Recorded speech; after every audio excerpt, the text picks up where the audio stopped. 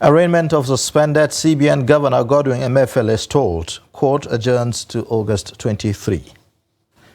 Defense headquarters confirms death of 3 officers, 22 soldiers in Niger ambush. Former INEC chairman Attahiru Jega to lead Qatar Center's election observation mission in Zimbabwe. On the foreign scene, ECOWAS commissioner says most of West Africa ready to join standby force in Niger.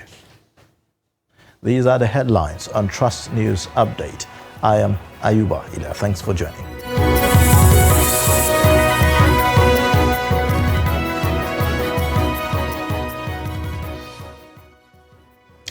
And now the details. Trial of suspended Central Bank Governor Godwin Emefiele over alleged 6.9 billion naira fraud was stalled on Thursday due to absence of the second defendant. Trust TV's Shafiu Suleiman reports that Emefiele and his co-accused were to be arraigned before the FCT High Court on a 20-count charge. The report. This is the public institution. We cannot do anything for us. Please. Don't arrest any of our members here. It was a cat race between journalists covering the case and DSS operatives that brought the accused to the court. The media men strive to professionally report happenings in the court, but on the other hand, the DSS operatives are bent at deploying crude means to shield the accused from the array of camera lenses. Inside the court, the proceedings could not go on due to absence of the second accused person. The trial judge Justice Hamza Muazu adjourned the case to the 23rd of this month for arraignment. The second defendant was not made available. The second defendant was not in court. And it is right that all the defendants in a charge must be present to take their plea. And consequently, the complainant on its own requested for an adjournment for the arraignment to be done at a later date. And so we didn't oppose that application. Unfortunately, we are yet to see those charges. We've been served, but we are yet to read it. Our client was served late last night, and you'll agree with us that there is no way between last night and this morning that we will have digested the charge. The suspended CBN Governor Emefiele was earlier arraigned before a high court in Lagos over alleged illegal possession of firearm upon the ruling of the Abuja High Court, which declared his continued detention without proper charge as illegal. The prosecution had replaced the initial charge with a 20-count charge bordering on procurement fraud. Shafiu Suleiman, Trust TV News, Abuja.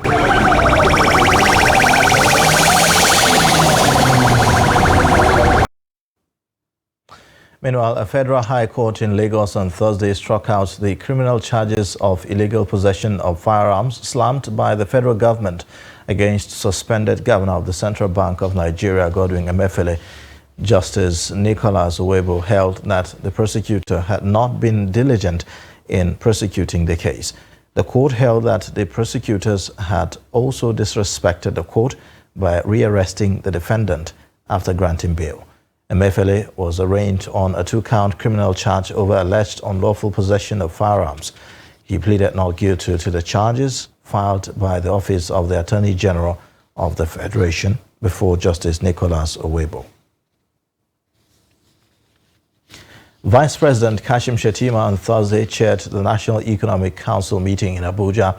The meeting, held at the council chambers of the presidential villa in Abuja, it had in attendance governors from across the Federation and other stakeholders. The meeting addressed some of the pertinent economic challenges in the country occasioned by the removal of petrol subsidy. Also discussed are security challenges across the country with recent attacks in some parts of the north.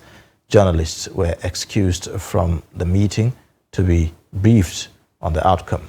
The NEC meeting comes about 24 hours after the Nigerian National Petroleum Company Limited announced that it secured a $3 billion emergency crude repayment loan from African Export-Import Bank.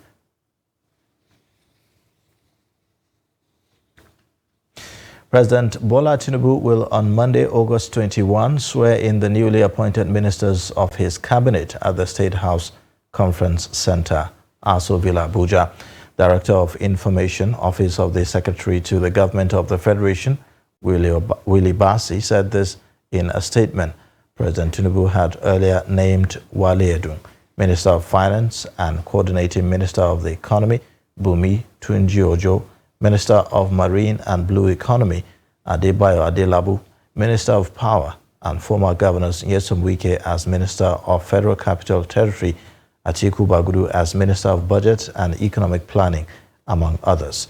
The statement said that the ministers designate to be sworn in are expected to come with 2 guests each. The Military High Command on Thursday morning said 3 officers, 22 soldiers were killed in Niger State, while 7 were wounded during attack by terrorists. Major General Edward Buba, the Director of Defense Media Operations, revealed this at the Defense Headquarters in Abuja.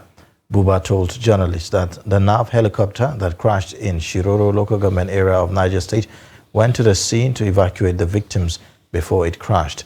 He, however, vowed that no group could attack its troops and go scot-free, adding that 14 previously killed were in the jet during the crash. At least 82 Boko Haram fighters have been killed in an inter-ethnic clash among the insurgents. The incident happened in Kukawa local government area of Borno State. Local and security sources living in Baga and areas along Lake Chad fringes confirmed the incident to Daily Trust on Wednesday. One of the sources said that the clash erupted following the killing of 7 Boko Haram fighters that belonged to the Buduma tribe. He said that the slain fighters were executed by their commander of Boko Haram Island after their failed attempt to surrender to the Nigerian military on Tuesday. He said a meeting was summoned and all the commanders, irrespective of their tribes, reached an agreement that fighters are free to leave the venue to their chosen locations. A security source in the area told our correspondent that most of the fighters that lost their lives were known faces of Boko Haram insurgents that fled from Baga, Dorombaga, and Kukawa to Niger Republic and other parts of the Sahel. In the meantime, the Multinational Joint Task Force has commenced training on preventing and countering violent extremism in N'Djamena, Chad. From Difa town in Niger Republic, Adamu Ngulde reports that the training was designed for soldiers deployed to the operational area. The report. The Force Commander Multinational Joint Task Force, Major General Ibrahim Sallau Ali, while declaring open the training, emphasized its importance in equipping participants with the necessary knowledge and skills to prevent violence extremism in the MNJTF area of operation. Major General Ali lauded the Kofi Annan International Peacekeeping Training Center and other partners for their support in organizing the training.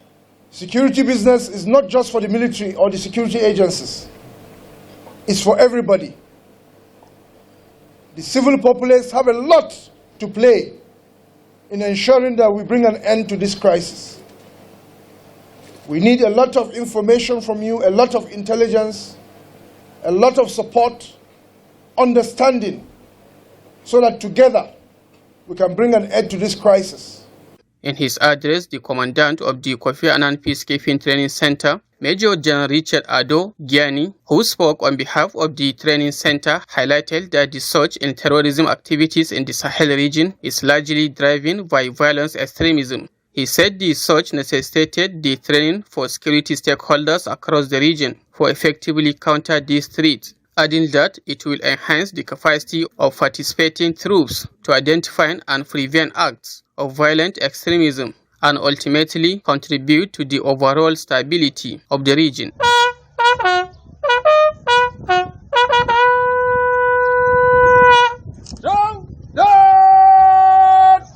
The training program will cover various aspects of countering violent extremism, including intelligence gathering, community engagement, and the promotion of peace and tolerance.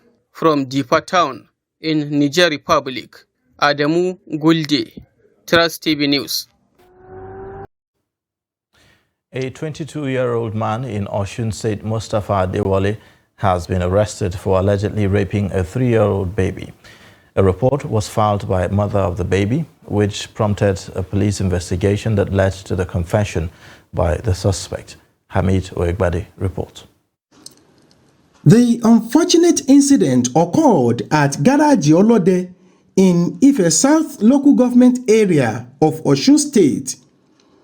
The mother of the 3-year-old baby went out in the morning and left her little daughter under the care of her neighbor, Mustafa Adewale. But before the woman returned back home in the evening, Adewale raped the little baby. The suspect, who confessed to the crime, blamed devil for his action. The woman left her baby under my care when she went out. The baby was sleeping. When she woke up, I bought biscuit for her. Then I raped her. Meanwhile, men of the command's anti-kidnapping squad have rescued 2 herdsmen from kidnappers. The victims commended the police for their swift response. The kidnappers demanded 3 million naira from us and threatened to kill us if we failed to pay the money. So we reported to police. The police public relations officer for the Osun State Police Command, Yemisi Okpalola, said one of the kidnappers was neutralized during gun duel with the policemen.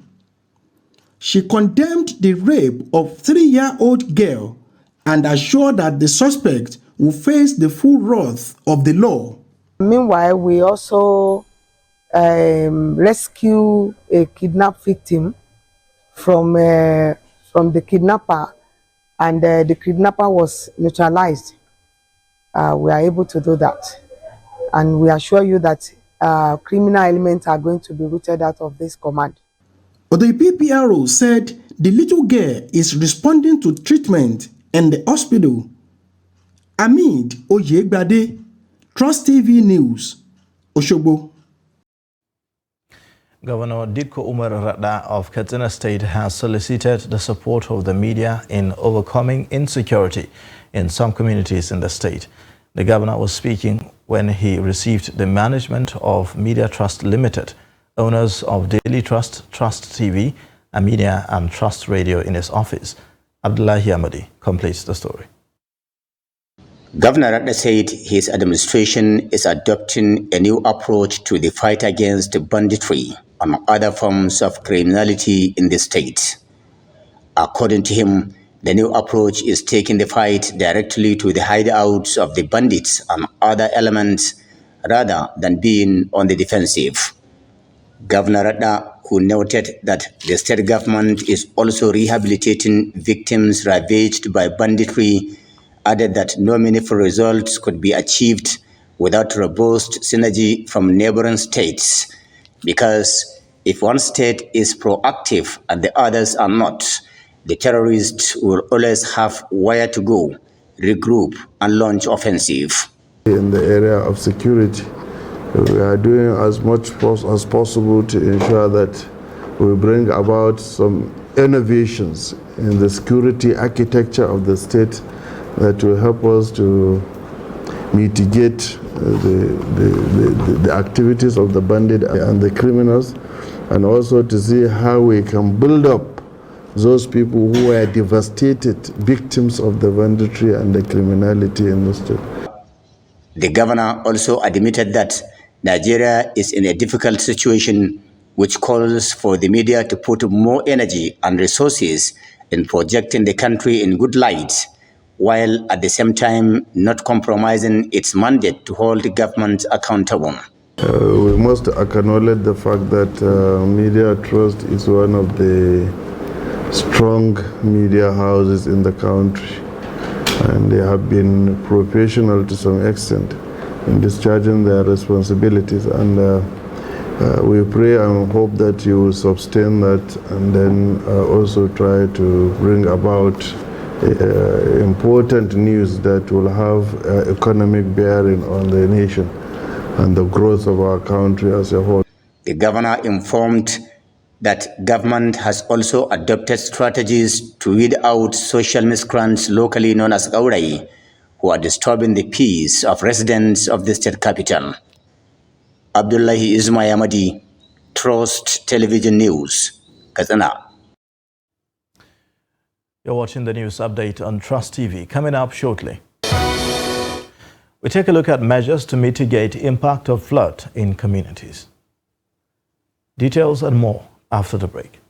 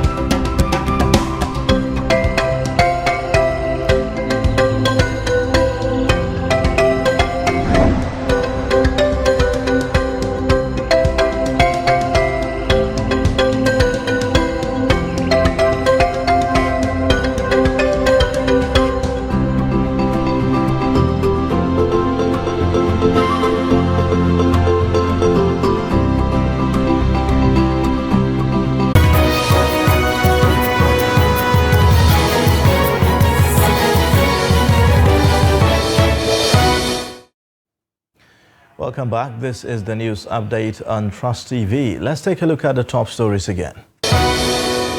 Arraignment of suspended CBN Governor Godwin Emefiele told court adjourns to August 23. Defense headquarters confirms death of 3 officers, 22 soldiers in Niger ambush.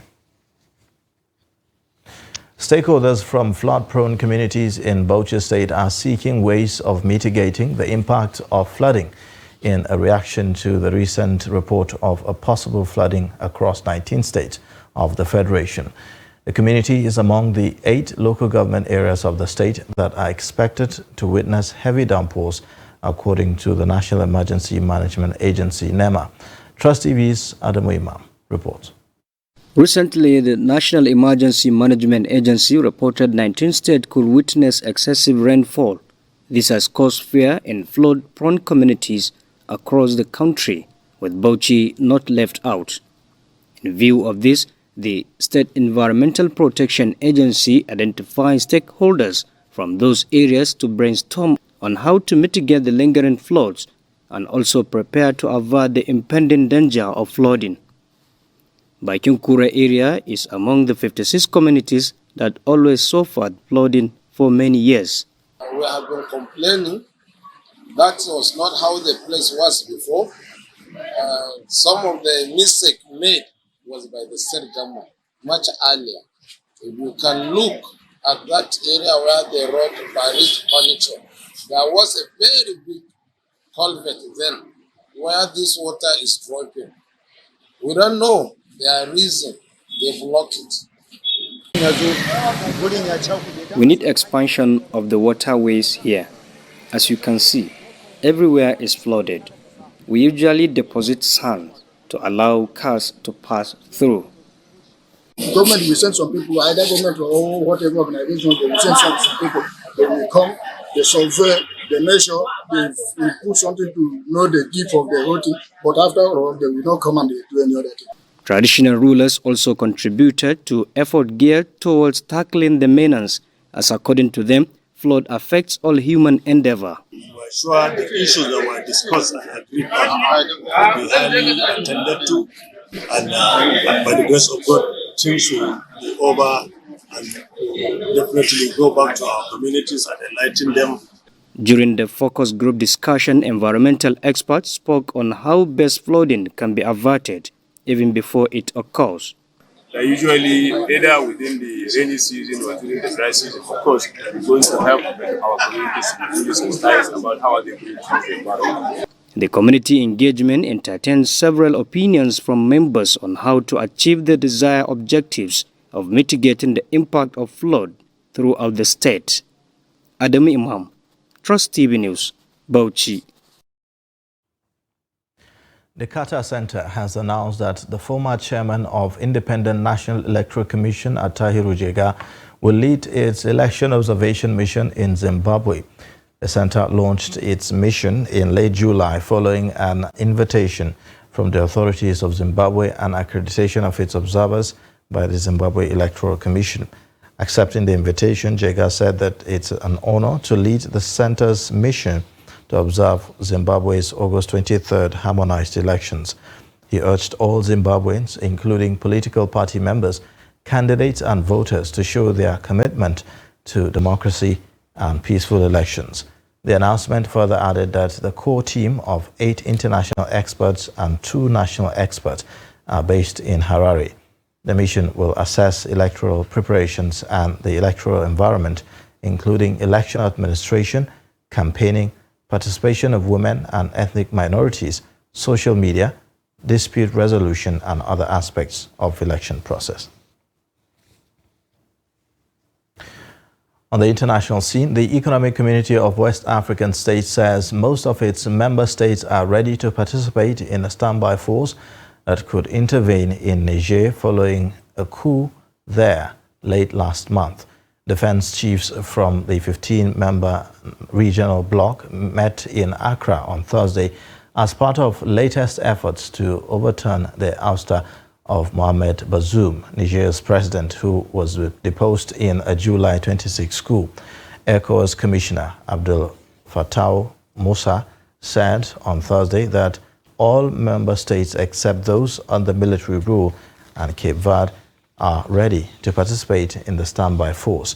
The meeting to discuss Niger's crisis comes after an August 6 deadline passed for mutinous soldiers to release and reinstate Bazoum or face military intervention.